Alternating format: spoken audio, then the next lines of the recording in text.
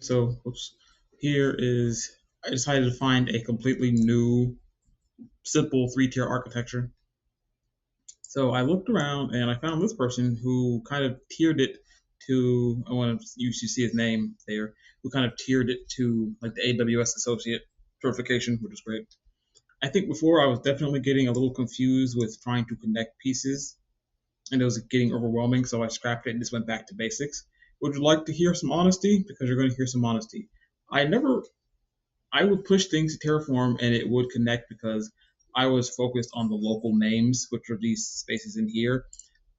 I didn't actually, it didn't actually come to my notice that the tags are how you name things in AWS, but I know that now, so that's great.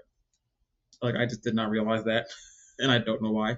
So here's the first aspect of it. You can ignore all that for now. We're not doing that right now. You can see for instances, we have that because I just tested it. It all went through and now it's terminated. The private instance.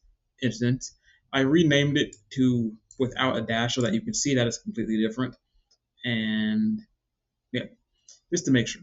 So we have a VPC, three subnets technically. One of them is private, two of them are public.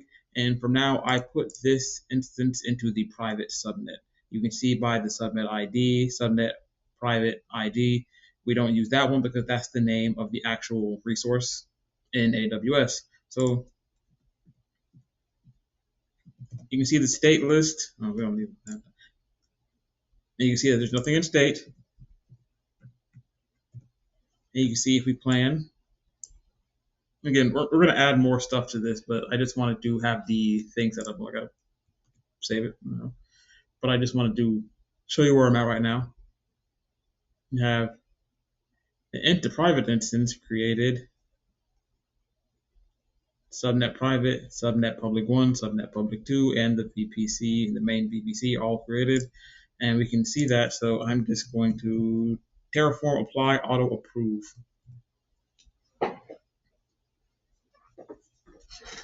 It shouldn't take very long, but I will. Can I pause this? Also, while we're sitting here waiting on this, okay, I kind of took myself out really kind of quickly there.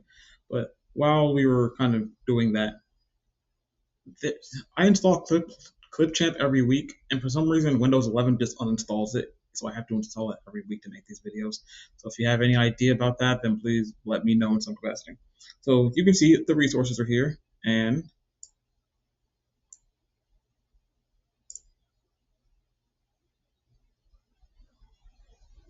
you can see private instances up and running. I can rename it if I need to, but I don't really need to.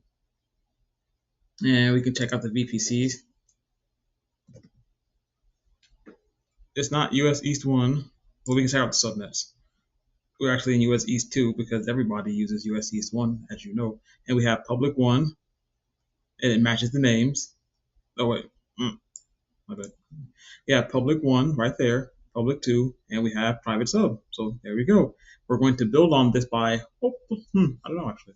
Let's go back and see what he has listed here. Because he has all this in the GUI. He also has a Terraform version, but I didn't want to do that one quite yet.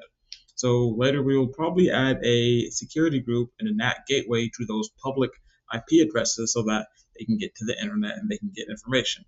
Oh, we also need to add another EC2 instance to one of the public subnets. But that will be later.